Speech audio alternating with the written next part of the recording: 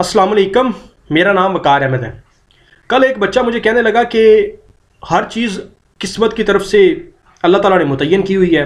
किसी को रिज़्क़ क्या मिलना है, ज़िंदगी क्या है, मौत क्या है, सारा कुछ तो मुतय्यन है। तो फिर हमारा हिसाब किस चीज़ का है? हर चीज़ अल्लाह ने अपनी तरफ से अपनी मर्ज़ी से की हुई है, सारा कुछ डिफ़ाइन है, हम उसकी मर्ज़ी के साथ चल रहे हैं, तो फिर हमें हिसाब क्यों देना है? इस बारे में तो मुझे इतना नहीं पता, मैं खुद कमज़ोर सा बंदा हूँ, लेकिन मुझे सिर्फ ये पता है कि इंसान के पास 3 तरह की आज़ादियाँ हैं। वो कौन सी आज़ादियाँ हैं? हमारे पास फ्रीडम ऑफ थॉट है, हम जो चाहें सोच सकते हैं। कभी फिर किसी फरिश्ते ने, अल्लाह ने हमें ये नहीं कहा कि तुम ये क्यों सोच रहे हो, तुम अच्छा सोचो, बुरा सोचो, जो मर्जी सोचो। हमें हमारी सोच पे मुकम्मल इख्तियार है। दूसरी आज़ादी, हम जो चाहें बोल सकते हैं, फ्रीडम ऑफ स्पीच है।